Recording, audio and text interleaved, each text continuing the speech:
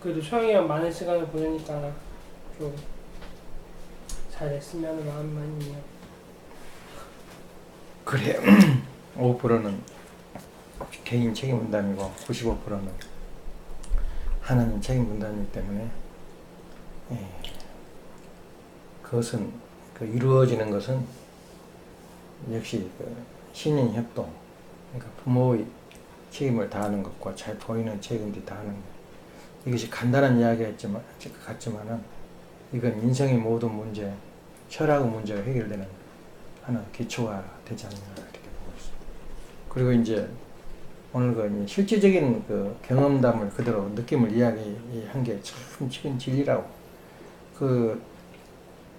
그것이 이제 본인만 경험했던 그런 사실이 아니고 내가 경험했던 것이 그렇게 그러니까 누구나 다 경험하고 지나간 인생이거든. 그게 생각나더라고. 나한테 어떤 지시를 내리면 그 사람 말은 싫든 좋든 싫어. 그래가지고 내가 꼬물꼬물하거든. 하기 싫어가지고 당연히 해야 될 일인데 하기 싫어서 꾸물거리면은 그것도 미운 거야. 나 하는 행동이. 그런 고비를 넘어간 기간이 있었는데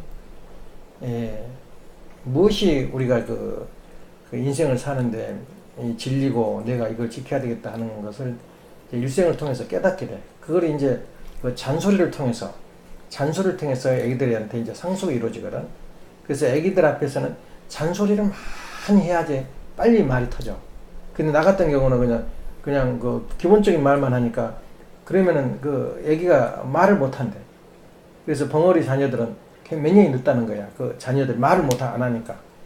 그래서 엄마가 자꾸 애기한테 듣든 말든 잔소리를 하거든. 그래서 잔소리라는 게 그렇게 중요하다. 그래서 방금도 장서방에 꾸준히 나와만 줘도 좋겠다. 그 말이 그건 진리라고. 그것도 역시.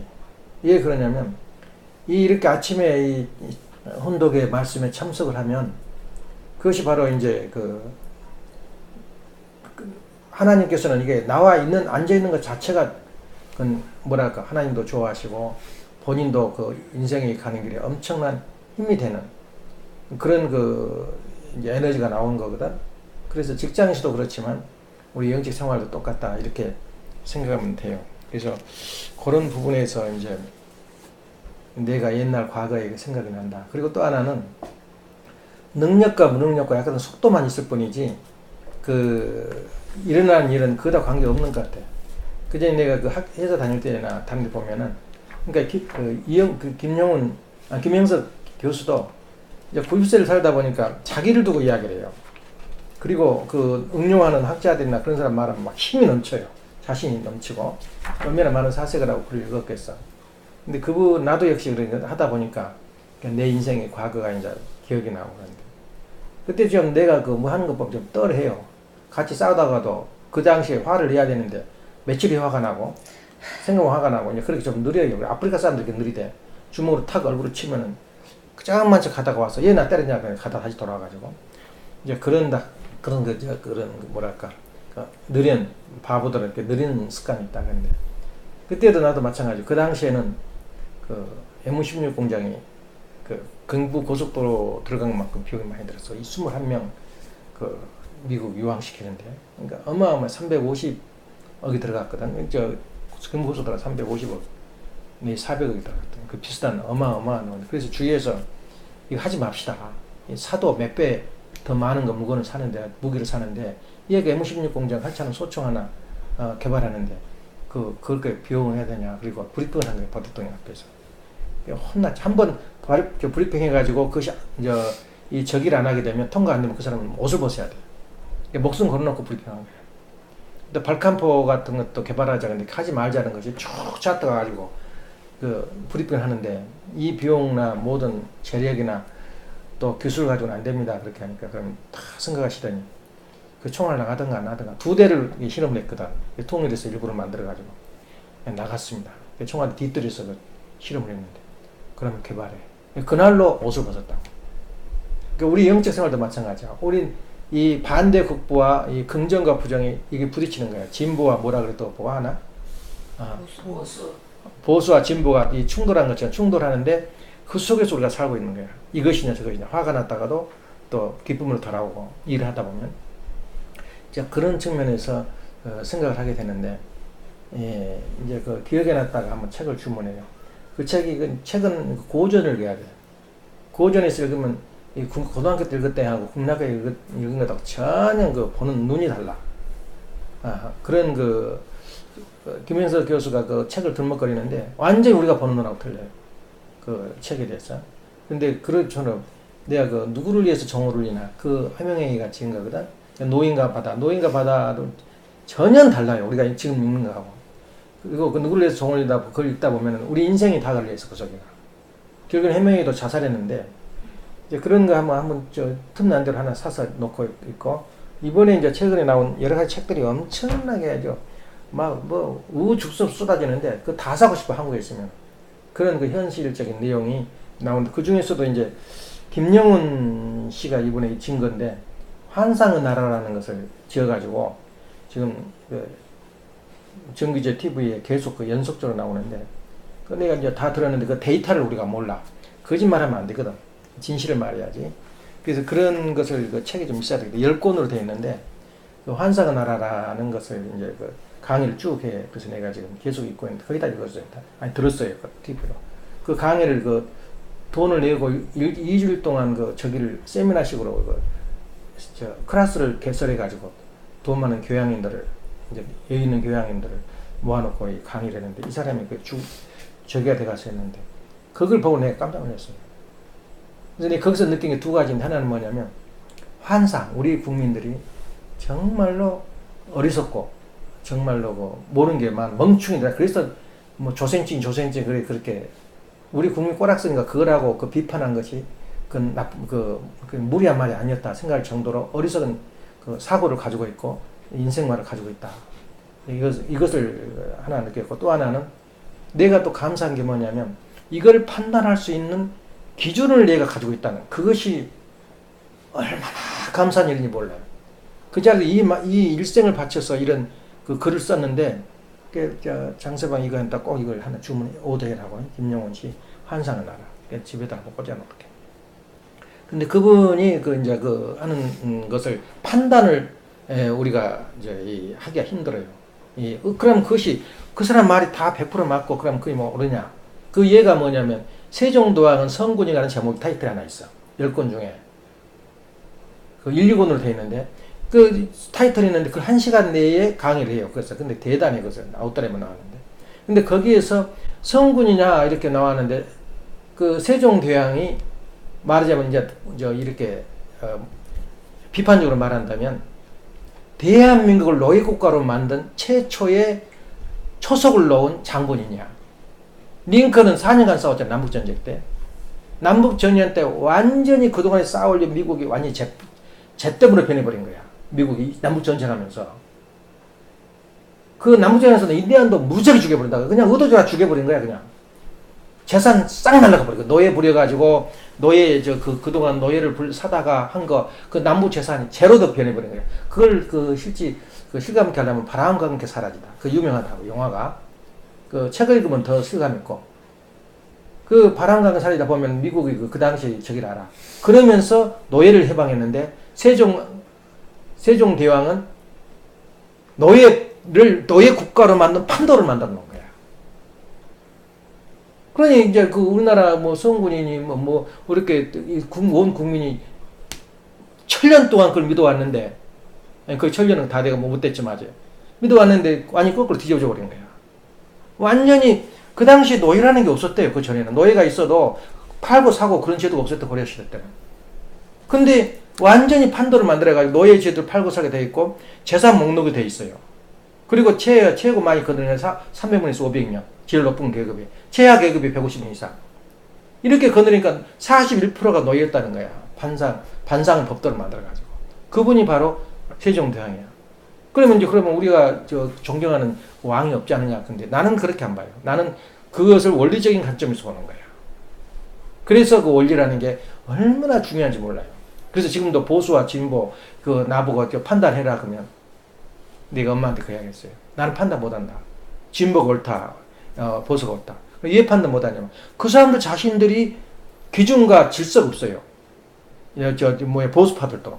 그러니까 어떻게 나는 보고 있냐면 청계천 다리 밑에 있는 양아치들이 싸우고 있는데 그걸 너가 옳다 내가 어떻게 판단을 하냐. 양아치들이 싸우고 있는데. 그렇게 보기 때문에 나는 판단 못해 그것은. 마찬가지로 세종대왕이 성군이냐 아니면은 뭐 폭군도 아니고 그렇게 비추면 그 우리나라를 노예국으로 전락시켜버린 그런 장본이거든. 근데 그것도 종이 한 장 한 장 다 파악해서 나온 거야. 그 이유를. 결론이 그런데. 우리 보고는 뭐 그러냐. 근데, 이 현실이 나오는데 어떻게 할까, 이것이. 그래서 그런 이야기를 할 때, 그럼 우리는 어떻게 판단해야 되냐. 어떤 역사 교수가, 선생님이 이야기하더라고. 이 역사 자체를 들먹기가 싫대. 세종대왕, 이 조선사를.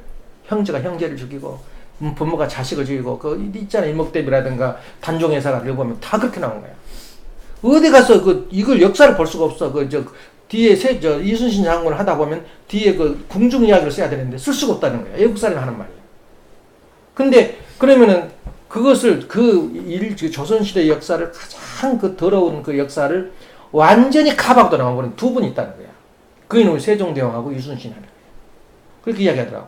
그럼 세종대왕이 지금 그러면 조선사를 완전히 단점을 덮어버릴 수 있는 그런 훌륭한 왕이다.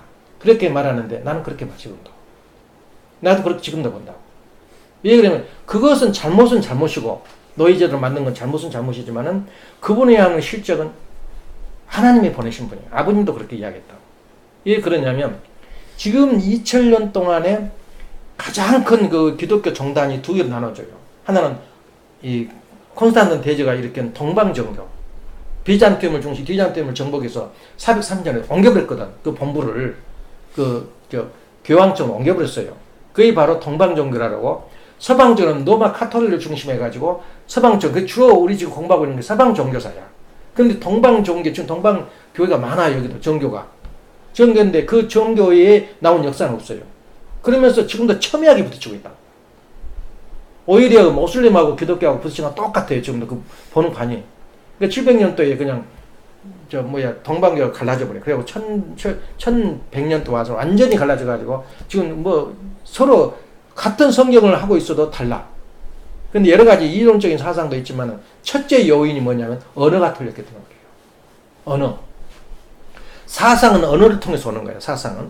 근데 언어가 보려면 동방종교는 무슨 영어로 헬라어를 쓰고 있어요. 헬라어를, 그리스 헬라어를. 근데 서방종교는 라틴어를 쓰고 있어요.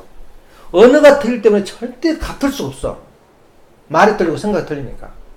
그러니까 이 나라가 갈라져 버린 거예요. 그 동방요소. 근데 사실은 스콜라 시대 이후는 어리스토텔레스를 중심한 그 사상 부여인데 동방종교에서 다뤘던 그 신앙이라고. 그래서 어떤 면은 동방종교를 공부하다 보니까 훨씬 나아요. 높아요. 수준이. 왜냐하면 동방종교의 최종 목적은 하나님이 되는 거야. 하나님이 되는 거. 우리 원리도 그렇잖아. 하나님까지 8단계 거쳐서 가는 것이 하나님 자리까지 가는 건데 서방 종교는 구원받는 거야. 그럼 언제 어디서 어떻게 받을 거냐 이게 구원을. 어떻게 수준이 높아. 그러니까 그것이 조화가 돼야 되는데 조화가 안 되는 이유는 언어 때문에 그래. 언어 때문에. 근데 우리도 마찬가지야. 우리도 지금 2상세기에 와가지고 만일에 지금 영어가 사실은 국제어라고 보면 돼. 논문도 전부 다 영어로 쓴다고. 세계 어느 곳이나 다. 마지막 결론은 논문을 영어로 써요.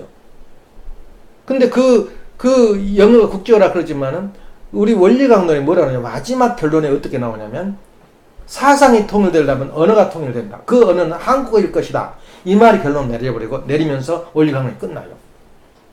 예. 그 말이 뭐냐? 한글을 만들었다는 이 자체는 그 수천 년, 앞으로 이상세가 오면은 그 언어를 쓰기 위해서 하나님의 세종대왕을 보내가지고 만드신 분이야.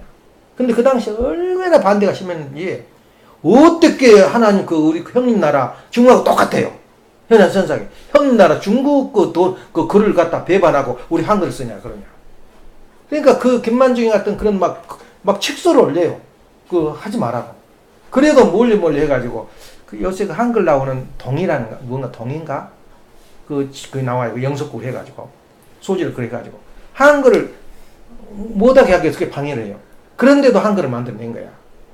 아마 노예 제조도 그 자기가 하고 싶어서 한 게 아니라 노예제대도 그렇게 대신들 들고 일어나니까 그냥 그래 그렇게 해라 그렇게 돼버린 거야. 대신들 유리하게 종을 거느려고. 그 마찬가지로 세종대왕이 그런 어려움을 물리치고라도 한글을 만들었다는 거. 얼마나 세계 독특하고 이런 한거 없어요. 중국 땅 본 딴 거 아니야. 한문 본 딴 거 아니야. 순수한 우리말이라고. 그것을 우리 한글을 만들었다는 이대성은 어느 누구 세계의 또 언어도 몇 년 안 됐잖아. 천년도 안 됐잖아 지금.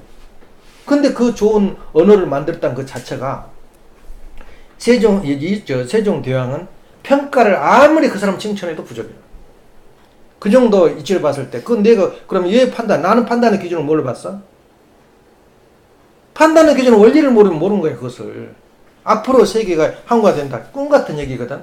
근데 그렇지 않아요. 천원이 몰리기 시작하면, 그래서 아버님이 축복해준 건 이 세들이 미국 와가지고 이 경제력을 잡고 하게 되면, 이 세들이 경제 잡고 한국어를 썼다 생각해봐. 그리고 한국이 이 모든 그 물물, 문화, 전통, 교육의 원산지가 됐다고 생각해봐.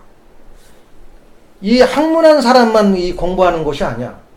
한국어를 공부하지 않으면 갈 수 없게 하나님 만들어버려요. 어느 한때에. 말이 있어야 그 말을 가르치지. 그걸로 봐서 세종대왕은 역시 성군의 자리를 떠날 수가 없어요. 위치를 벗어날 수가 없어. 그 판단기는 내가 해요. 예, 우리 원리가고. 그래서 아버님 또 어느 한때 이영씨가 그러더라고. 선문대학교가 앞으로 내가 지금 아버님 말씀 죽도 안 듣는다. 고대, 연대, 서울대 다니는 놈들 전부 다 사표, 테스트 저기 하고, 선문에 들어라. 그 말이 하나님 말씀이다, 이거야. 그러니까 이영씨가 뭐라냐면, 캥기스가. 아니, 언젠가는 대학이 없어진다고? 그렇게 말씀하셨다. 또 아버님은 그 이중적인 말씀하셔. 대학이 생긴 지가 1000년이 됐다고. 12세기에, 그러니까 1100년도에 프랑스 파리 대학이라고 볼로냐 대학이 생기고, 이제 대학이 막 선다고. 그때 전만 해도 기독교 학문이 이 수도원에서 나왔거든. 이게 수도원하고 대학하고 대립이 되면서 이제 천년이 연결되고 있는데, 지금만큼, 그러니까 대학만큼 인간을 질서 있고, 정교하고 단계적으로 교육시킬 수 있는 방법은 대학밖에 없어요. 그리고 진리를 보수하고 전통적으로 이룰 수 있는 건 대학밖에 없어요. 왜냐면 그 학문을 가지고 있는 사람이 본지야 공부를 하고 연구를 하지, 교수들이. 뭐 먹고 살 거야? 밖에 가서 노가돼야 되는데. 그러니까 돈이면서 그 연구, 그래, 전통이 계속 학문이 연결되는데, 그거 대신자가 어디서 나올 거니까, 지금 앞으로. 그건 1000년이 걸지 2000년이 걸지 몰라요. 대학이 없어진다. 그 말은 추상적이지. 뭐 내려라도 없어질 수가 있죠. 근데 현재까지는 아이디어가 없어요. 대학에서 가르치는 학문을 의대? 집어치고 그러면 선생 하나 돼가지고 나무 수술한 걸 배운다. 그건 기능이야, 기능. 고등학교 수준, 그 공고생들 계획학 넣어서 생각하면 돼요. 그러니까 그 학문의 책이라는 금방 없어지지 않아요. 그러니까 아버님은 언젠가는 없어지지만, 이건 앞으로 2000년이 될지 3000년이 될지 몰라. 대학 유지가. 그 말 하니까 이제 조용하고 있더라고. 그래서 그런 부분에서 볼 때 아까 말한 대로 그 아주 위대한 판단, 한국 사람들이 그 환상 속에, 환상의 나라란 말 뭐냐면 착각을 하고 진리를 믿고 있다는 거야. 그 예를 또 하나 든다면 이완용이가 나라 팔아먹었다네. 그러니까 역대의 국민학교 1학년부터 대학교 4학년까지 나와, 그 책이. 이완용이 나라 팔아먹었다. 그거 틀리다는 사람, 나온 사람이 있어? 있냐고, 어느 거 하나. 역대, 역적, 반역자. 그걸 또 배경상만 쭉 하는데, 이완용처럼 결단성 있고 진실하고 확실한 사람이 없대요. 그러니까 이제 백자까지 계급을 줬지. 99.99% 거짓말이었다는 거야. 누가 팔았냐? 당사자가 고종 황제래요. 지금 그 말하니까 뭐 그러냐고. 그 책을 읽어봐라 이거야. 이게 결론을 내릴 때 대강 지금 무슨 JTV 해가지고 박 대통령이 뭐라 넣어버렸잖아. 대강 들은 사람은 그걸 질질 받아들여요. 지금도. 그때 박 대통령이 이렇게 지지율이 떨어져 버린 것은 그 방송 듣고 그랬거든, 전 국민이. 지지율이 2%인가 3%까지 떨어져 버렸다고. 그 누구 말 듣고 그랬겠어요? 지금도 거짓말을 나오는데, 거짓말 한다고 떠들고 다니는 사람은 감옥에 넣어버렸다고. 이거 현재 진리야, 한국이. 하나가 한 10가지인데, 이완부도 마찬가지. 이완부도 아주 적대감을 일으키고 막 그것도 국민학교부터 대학교까지 다 나와. 교과서에가. 그것도 거짓말이야, 그것도. 이한부가 거짓말이라는 것이 아니고 총칼을 타고 거리에 가서 농에 물들고 빨래하러 가는 여자를 데려다가 가서 납품해서 그 말이 다 나와요, 거기가.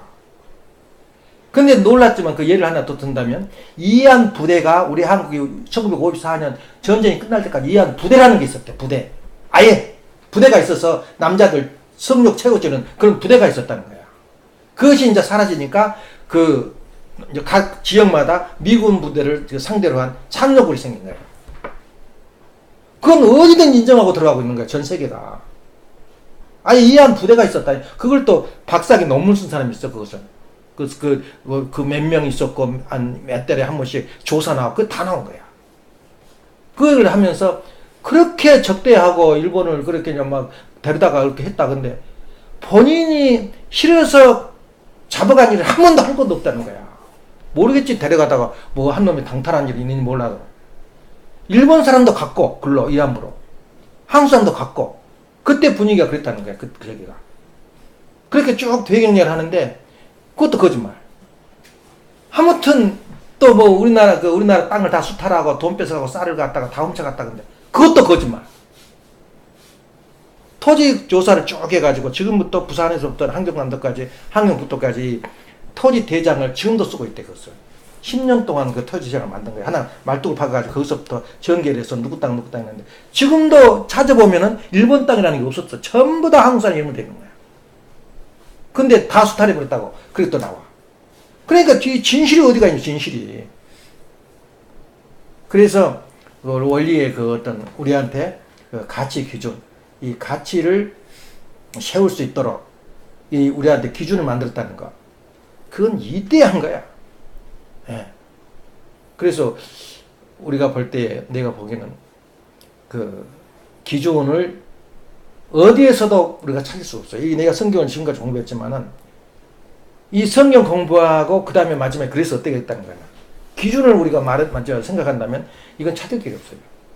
그래서 오늘 그 하는 것은 뭐냐면 전번 주까지는 무슨 그 이야기를 했냐면 하나님을 왜 공부해야 되냐. 하나님을 왜 알아야 되느냐. 그 두 번째는 뭐냐면 하나님을 어디서 만날 것이냐. 그 내용을 두고 역사학자들이 수없이 투쟁을 했어요. 그 네 가지 관례에서 말하거든. 하나는 성경을 통해서 하나님을 알 수가 있다. 그러니까 자연과 이 계시, 이 하나님 이 기독교 이 성경을 계시를 보고 있거든. 자연을 통해서 하나님을 알 수 있다. 그래서 서로 대립권이 싸워왔어요. 그 다음에 하나는 뭐냐, 전통을 통해서 이 교회에서 말하는 교리를 깊이 파고들면은 하나님이 그 심성을 알 수가 있다. 이건 이제 교리를 통해서, 그러니까 다시 말하면 전통을 통해서. 그 다음에 이성을 통해서. 그러니까 이성을 그 연구하면서 통해서 우리가 하나님을 이해할 수가 있다. 이제 세 번째는 역사를 통해서. 역사를 쭉 읽다 보니까 하나님이 개입되고 하나님의 간섭이 왔다는 것이 있다. 판넬버 같은 사람들은 역사를 통해서 하나님을 알 수 있다. 이런 자연과 계시에 대한 싸움이었거든. 하나님이.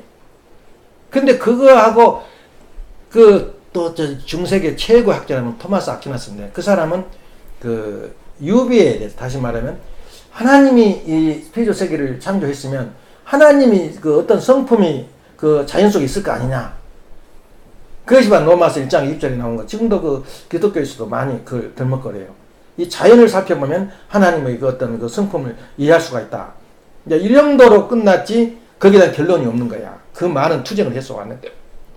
근데 전번에 내가 설교한 것 중에 하나가 뭐냐면 하나님을 어디서 찾을 수 있느냐. 현대 신학의 아버지라고 말하는 술라임 마가는 느낌. 내 느낌 안에서 생활 가운데서 하나님을 우리가 발견할 수 있다 하는 것이 지난주에 아주 그 평교수도 충격을 받았을 거예요. 왜냐면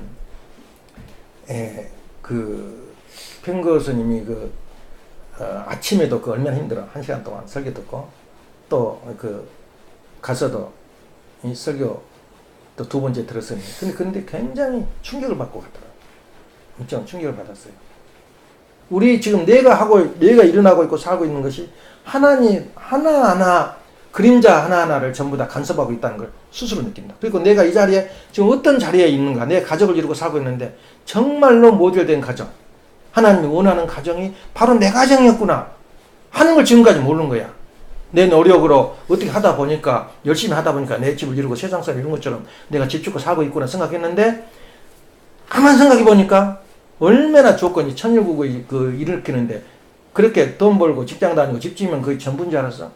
얼마나 많은 인고의 세월을 견뎌왔냐 말이야. 어? 축복을 받아야지. 3년 동안 이상 그 교회를 다녀야지. 또 3년 전도 계몽 그 전도 사업 해야 되지. 그리고 얼마나 복잡한 과정을 거쳐나가. 그 터전 위에서 오늘 내가 우리 집에 와 있는 거야. 그러니까 지금 돈 있고 사회 환경 잘 돼 있다고 천일국 이룬다? 절대 못 이뤄요. 오늘날 우리의 천일국하고는 세상 천국하고는 전혀 다른 거야. 패턴이. 그 조건 속에서 가능한 거야. 천일국은. 순수한 죄가 원죄가 없는 사람들끼리 모여서 이루는 집단이 천일국의 무리단 말이야. 그 단위, 천국의 단위가 이 가정이란 말이야. 근데 그게 하루아침에 이루지 않느냐 그 말이야. 그걸 생각할 때 자기 가정을 자기가 바라보면서 놀린 거야. 야, 이런 과정을 거쳐서 내가 이렇게 하나님을 같이 했구나. 거기서 겸손이 나오는 거야. 끝없는 욕망에서 지금까지 나온 것은 최고 성공한 사람이다. 내가 자신을 놀란 거야. 그런 경지에 있지 않았느냐 이렇게 보고 있거든. 그런데 오늘 말씀은 내가 오늘 그 서론이 좀 길었지만은 이 진실과 거짓의 그러니까 진보와 보수의 그 파쟁을 그리고 현재 우리가 대한민국이 알고 있는 그 어리석은 환상 색감은 거짓말을 갖다 참말로. 근데 내가 이번에도 깜짝 놀란 게 지금 한국이 형편이 어렵거든. 그러니까 할 말이 없어. 우리가 저기서 관여할 수가 없어. 한국이 어렵다면서 그러니까 말도 마라. 옛날 정권에서 박 대통령 그쪽에서 너무나 도둑질을 많이 해가지고 지금 저 문재인이 지금 수습하느라고 죽을 것을 하고 있다는 거야. 그 말 앞에서 내가 무슨 말 하겠어. 도둑질을 많이 해버려가지고 지금 이렇게 고생 무지하게 하고 있대. 문 대통령이. 환상 속에 빠져 있다고 전부 다. 예. 그런데 앞으로 그 한국이 그러니까 나는 한국어가 세계어가 될 것이라고 그렇게 좀 꿈은 가지고 있는데 그 지금 현재 정상으로 다시 돌아가는 과정이 어떻게 될지 나는 그 기초가 주목돼요. 한 번 빨간 물이 들으면 안 빠져요, 물이. 우리 옷에 염색할 때 빨간 물에 검정 물이 있고 옷이 하얀 물이 들어보는 게 빠진가? 한국이 이제 자꾸 그 전에 선거 전에는 난미행 열차를 탔다. 특급 열차를 탔다. 근데 이미 도착했어요. 지금 난미화 되고 있어. 한국이. 그러면 희망은 있느냐, 한국에? 희망은 과연 있느냐? 이 평균 사람 말이 참 재밌어요. 좀 시간이 걸릴 뿐이지, 걱정 말라고. 이건 우리가 가는 과정이라고. 그것도 말이 되잖아. 우리가 사명을 못 해가지고 사탄들, 우리가 해야 할 일이거든, 사실 전교조하는 일을. 근데 그 속 사탄에 들어가가지고 이렇게 됐다 그러니까 그 말은 맞다고. 그러지만 또 세월이 지나면 또 이것이 다시 좋게 되지 않느냐 그런 소망 속에 살고 있더라고. 그래서 그 말도 맞다 이렇게 생각이 드는데 그래서 우리가 지금 오늘 그 논의하고자 한 것은 하나님이 어디서 하나님을 만나느냐 할 때는 오늘은 그 과제가 타픽이 뭐냐면 어떻게 하나님을 만날 거냐. 어떻게. 예. 그래서 우리가 하나님을 알기 위해서 가장 중요한 것은 하나님이 어떻게 계신가를 알면 내가 어떻게 살아갈 그런 목표가 선 거야. 그러니까 하나님이 어떻게 계시냐 이거야. 그러면 바로 그것이 바로 우리가 말하는 구조에 대해서 설명한 거야. 아까 어제 그때는 그 내용에 대해서 설명했거든. 구조가 뭐냐, 우리 구조. 이 이성성상이라는 표현을 가지고 설명한 건 아직까지 신학 성상에 없어요. 책임 분담이라는 말은 나와요. 신인 협동서라는 말은 우리가 한 말이 아니야. 감리교 기본 교리야. 인간 힘으로도 안 되고 하나님 힘으로도 안 되고 신인 협동에만이 우리 목표가 천국이 온다, 구원이 된다. 그 말이 감리교 쓰는 말이거든. 감리교가 굉장히 강력해요. 그래서 성공의 그 출신이거든, 웨슬레가. 근데 자기가 흥분하다, 성교하다 보니까 감리교라는 교단이 돼버린 거야. 그 자기가 돌아갈 수 없는 길을 가버린 거지. 근데 미국서 두 번째 강한 그 교단이 바로 감리교야. 그 말 한마디 때문에 책임 못 남는. 성화란 말도 거기서 나와요. 예. 우리가 마지막 가는 길이 성화냐. 성화 길이. 근데 이 책임 분담론에 대해서 그렇게 약간 힌트는 받았지만, 우리 그 하나님의 이성성상의 논점에서 하나님을 그 어떻게 계신가를 말할 수 있는 그런 신학은 어디에도 없어요. 이성성상으로. 그래서 그런 분야에서 우리가 그 구조, 우리가 그 하나님의 그 계심을 우리 사회 기대, 이성성사, 그 속에 하나님의 조화를 설명해 내는 거예요, 우리 원리라고. 그래서 내가 지금도 어제 지난주도 감사한 것이, 야, 내가 굉장한 실력을 가지고 있구나. 판단 능력이 있단 말이야. 방금 김영훈 이영훈 씨예요.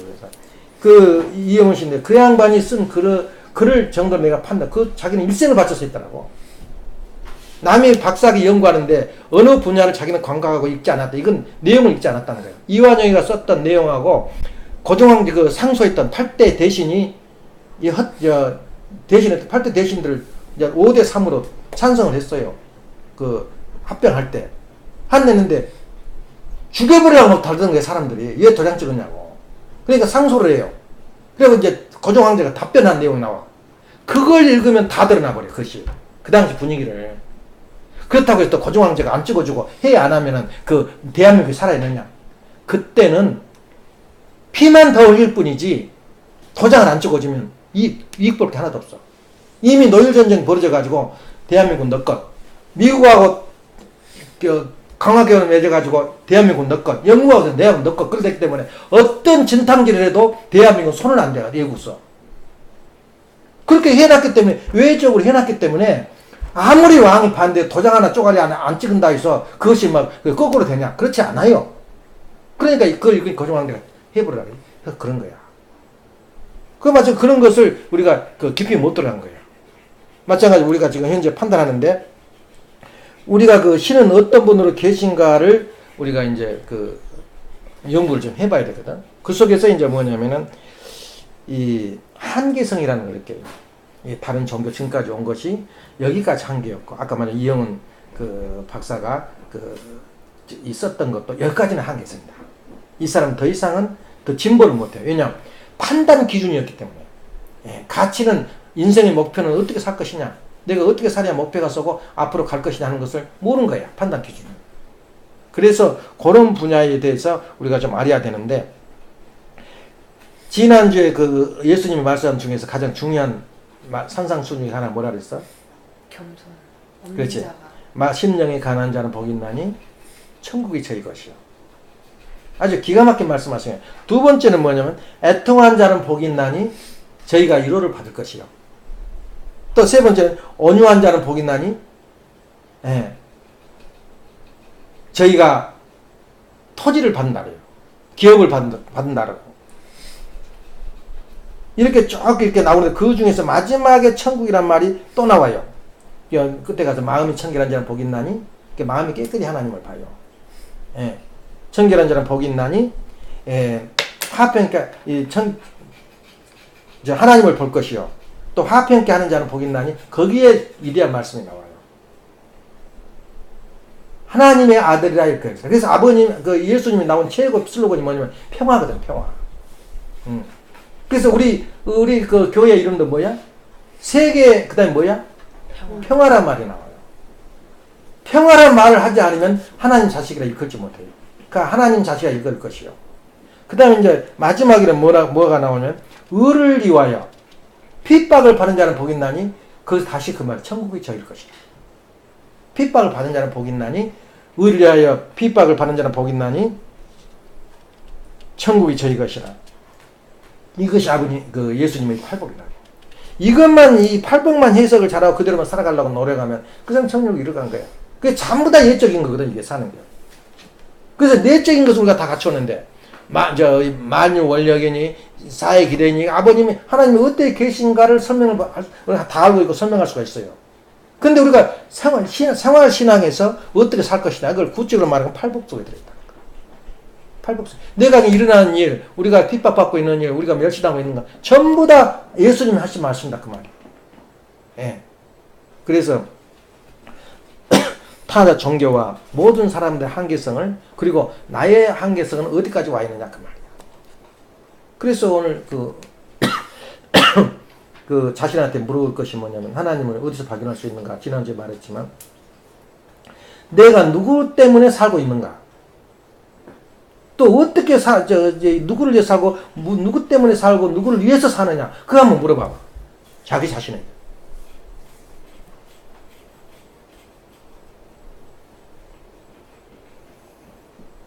이 기가 막힌 이야기거든. 이것이 자기 일생을 두고 하는 이야기야. 내가 누구를 위해서 내가 살고 있는 이야기야. 그 답이 안 나오면 나도 한계성이 있는 거야. 무엇 때문에? 지난주도 말했지. 내가 내 가치와 내 위험과 내 목표는 가치 목표는 뭐냐? 사실은 자식을 위해서 있고 부모를 위해서 있어요. 그게 마지막에 말했어요. 하나님을 위해서 우리가 있을 때 내 가치가 드러난다 그 말이에요. 하나님 모실 때 그것을 잊어버려요. 다 사람들이 잊어버려요. 내 가치가 더 드러난 것은 부모님이 우리 집에 계세요. 그 말은 엄숙하고 성스러운 말이야. 그 다음에 더 엄숙하고 성스러운 것은 하나님이 우리 가정 안에 있어요. 내 하나님을 모시고 살아요. 그렇게 말할 수 있다면 그 이상의 가치가 있는. 또 어떻게 보면 하나님이 볼 때는 우리가 볼 때는 세상은 다 쓰레기라고 볼 수 있어. 쓰레기. 아무 가치가 없잖아. 근데 당신 누구를 위해서 살고 있고 무엇을 자기 스트레스 해소야. 막 유치원에 애기들 막 쳐 말르고 돈 주고 막 이거 한 거 자기 사치야. 먹거리야. 먹거리 하나 더 붙인 거야. 진실로 그 자녀를 위해서 무엇을 줄 거냐는 걸 모르는 거야. 옷 잘 입히고 뭐 그런 데 나와서 뭐해. 진실로 내가 그 애를 위해서 할 수 있다는 모르는 거야. 그래서 누구를 위해서 살 것이냐, 무엇을 위해서 살 것이냐, 이것은 우리 평생의 물음을 자꾸 해야 된다고. 기도마다. 예. 그래서 모시고 산다는 건 마지막 패턴은 하나님이 모시는 방법이 뭐예요? 부모를 모시는 거야. 부모를 모시는 방법이 뭐야? 부부를 모시는 거야. 남편과 아내를 모시지 않고. 만일에 예를 들면 자기 아들, 잘난 자기 아들, 딸을 결혼시켰다. 그럼 들려오는 소리가 둘이 싸우고 있다는 거야. 그러면 하나님 마음이나 부모 마음이 편하겠어? 기분 좋겠어? 지옥을 만들어, 부모를. 그게 왜 그러냐. 그러니까 이에서 있다는 말은 내 자신이 어떻게 살아야 되냐, 내가 행복하고 하나님을 모신 거냐, 이거야. 둘이 행복해 주는 것이 하나님을 위해서 사는 거거든. 또 이제 마지막에는 뭐냐, 만물을 위해서 산다. 돈 벌기 위해서 직장 가잖아. 그럼 누구를 위한 돈은, 누구를 위해서 돈은 뭐냐? 돈을 못 벌고, 그거 지금도 누워서 자더라고, 아침에. 낮에는 자고, 밤에는 돌아다니고. 아마 마약한 것 같아. 피아노 집 앞에서 누워서 자요. 딱 자리 펴고. 피아노 집도 가만히 있겠어, 내 쫓기지. 저쪽 구석에 또 자고 있고. 왜 그럴까? 경제적 기반이 없기 때문에, 첫째는. 물론, 이제 마약 먹고, 그러니까 다 탕질해버렸겠지. 그렇게 사는 사람들이 과연 하나님이나 부모나 행복하겠냐, 그 말이에요. 예. 그래서 만물을 위해서 살지 않으면은 우리가 어떤 하나님의 그 행복을 느끼지 못한 거야. 그렇지. 자기 행복을. 내가 행복한 건 떠나서 하나님이 괴로워하는 거예요. 예. 그래서 우리가 하나님의 3대 축복. 생육하고 번성하여 만물을 주관하라. 이것이 하나님의 최고 축복인가 동시에 하나의 경고거든. 못한 날에는 지옥이다, 이거야. 예. 그래서 우리가 두고두고 하는 말, 구체적으로 내가 하나님을 어떻게 만날 것인가. 예. 하나님을 만날 수밖에 없어요. 내가 그 인생을 성실하게 살면은. 근데 그런 생활을 우리가 하루 중에서 어떻게 사냐. 속이 뒤집어질 때 한두 번이 아니지. 남편 때문에, 자식 때문에. 예. 또 부모 때문에. 이걸 자기 훈련해 나가는 거야. 나갈 때 나를 위해서 버려야 할 건 버리고. 그래서 네거티브, 진보와 보수가 있는데 내 마음속에 진보와 보수가 싸우고 있는데 이것을 어떻게 정리할 건 정리해버리고 자기가 원하는 걸 원하느냐. 그 아담 스미스가 그 말이에요. 그 유명한 경제학자이. 자기 마음속에 깊은 마음속에 원하는 대로 한 것이 최고 행복이라는 거예요. 자기 기쁜 속에 무언가 있다는 거야. 내가 이건 틀렸다라고 자기가 고백해. 그러면 마음속에 고백해. 그대로 자기가 고백했으면 그 이상 행복이 없다는 거야. 그런데 그걸 숨겨놓고 사심에 의해서 우리가 움직이고 있어요. 예. 그러니까 항상 숨기고 뭘 감추고 뭘 하다 보니까 자기는 지옥이야. 예. 그래서 에란이가 오늘 아침에도 그런 고백해버리고 또 하루에 일어났던 일을 고백해버린 것은 독을 풀어내버린 거예요. 불어버린 거예요. 옆에 사람이 들어주고 소화시켜버리면 그것이 자기 스트레스가 없어져 버려요. 근데 그걸 꼭 안고 있으면 그걸 소화를 못 시켜요. 그걸 안고 있으면서 없애버려야 되는데 그걸 못하니까 입으로 떠들어서 없애버려야 돼요. 예. 그래서 우리 애기 때 그랬잖아. 임금님 기는 당나귀. 병이 생겼다는 거야, 몸에가. 이 말 안 하니까 죽겠다는 거야. 그러니까 그 다리 대나무 밑에 가가지고 임금님께는 당나귀 그래 애처니까 속이 시원해요. 그게 소문나서 임금님께 당나귀. 그 애기 그 동화 이야기지만은 그 속에 진리가 있어요. 그래서 막 듣든 말든 떠들어버리는 게 좋아요. 자기 몸을 위해서는. 그게 바로 내가 사는 것이 하나님을 모시고 사는, 어떻게 하면 하나님을 모시고 사는 거냐. 그게 바로 누구를 위해서 사는 거예요. 그래서 그 아까 소설이 말한 누구를 위해서 종을 울리냐. 그 내용이 그가 있는 거예요. 마지막 물론 소설 속에는 반드시 사랑 얘기가 나와요. 또 마르타도 내가 읽었는데 그 3권인가 되는데 그 실험 그 인체 실험을 했거든. 그 부대가 있어요. 저 중국에다 하셔고. 근데 그 사랑 얘기가 또 나와. 두 부부가. 그까지 쫓아가서 이야기가 나오는데 그 사랑 얘기 아니면 안 읽지 우리가. 재미가 없으니까. 뭐 도망내가지고 사람 해가지고 실험 있다. 그 무슨 소설이 되나. 근데 그 아주 아기자기한 사랑 이야기를 하는 거야. 그런 이야기가 떠오르는데 아무튼 우리가 오늘 그 중요한 것은 뭐냐면 평생의 물음을 내가 누구를 위해서 살 것이냐. 하나님을 어떻게 알 것이냐. 이것을 한번 제1과제가 하나님을 왜 알아야 되느냐. 그리고 오늘 하나님을 어디서 느끼고 살 거냐. 또 3번째는 하나님을 어떻게 알 것이냐는 제목을 우리가 가진다면 평생에 자녀들한테 알려야 할 그 내용이거든. 자녀들한테. 너가 하나님에서 일할 수 있는 최선의 길이 뭐냐. 돈 열심히 잘 벌어온 거야. 근데 그것이 순서와 방향과 목적이 틀려요. 세상 사람들은. 무조건 돈 버는 게 최고다. 그러니까 어디까지 돈 벌고 만족할 거냐. 어디까지. 이 한계성을 느끼지 못해요. 그러다가 거기서 돈이 묻혀 죽는 거죠. 예. 다시 말하면 이것은 누구를 위해서? 내 가슴 속에 들어있는 신.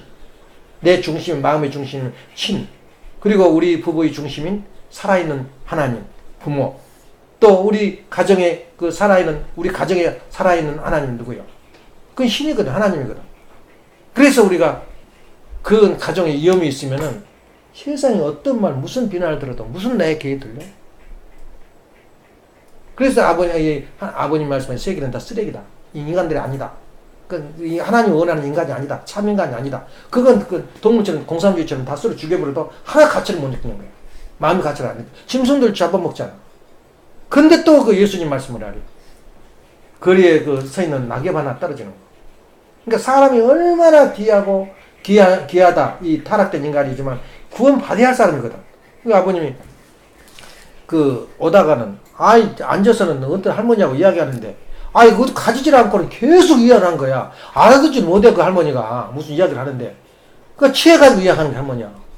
그래서 아버님 그때는 선생님이야.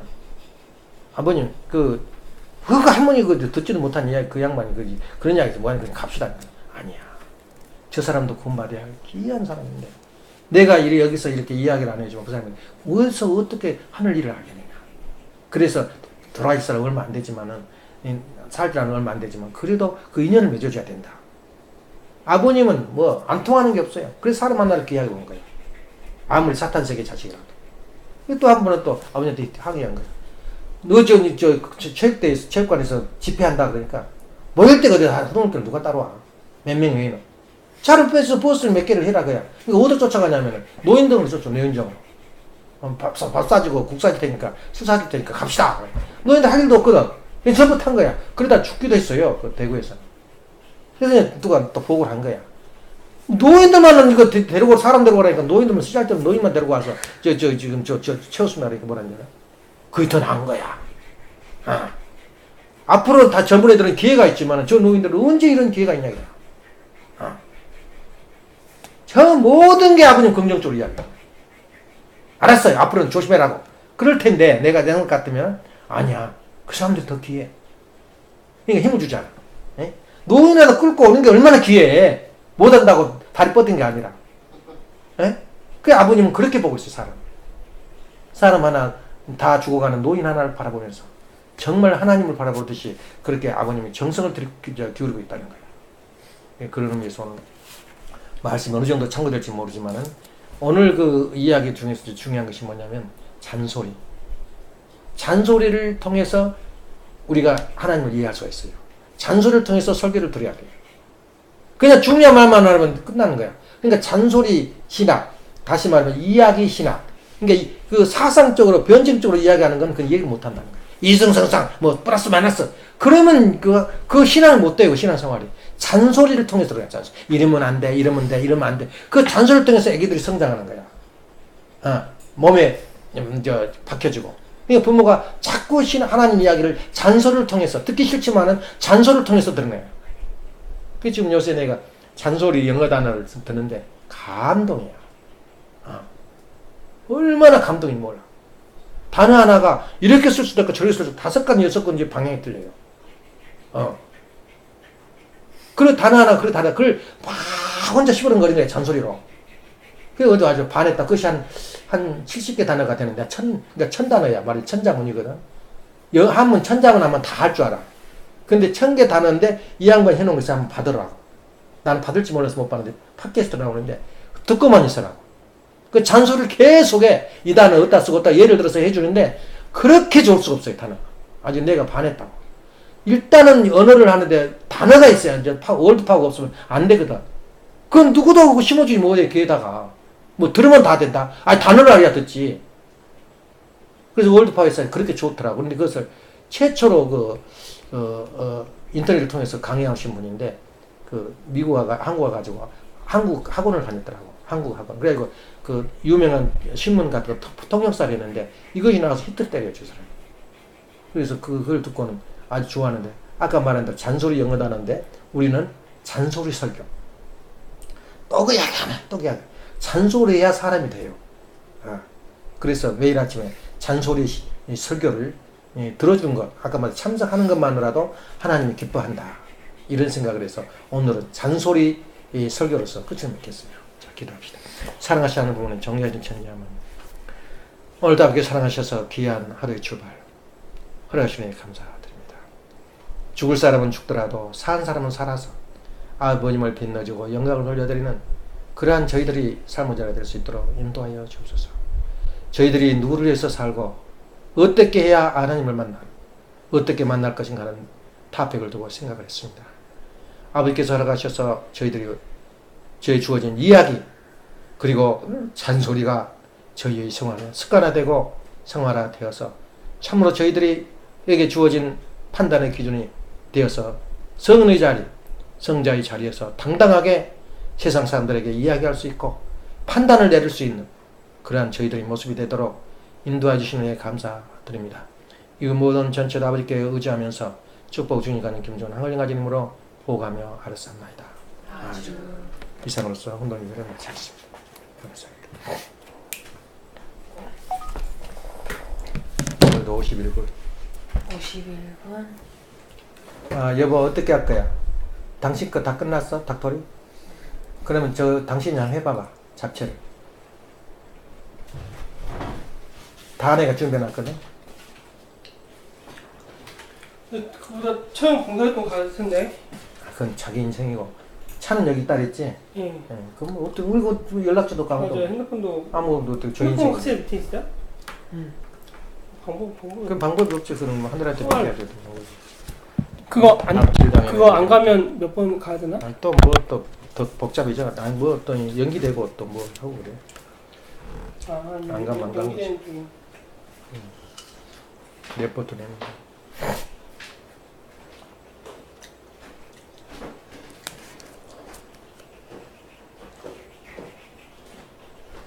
이거 안 먹어? 먹었다.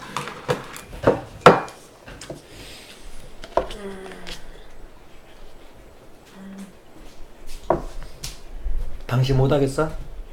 해야지. 당신 못하면 내가 하고.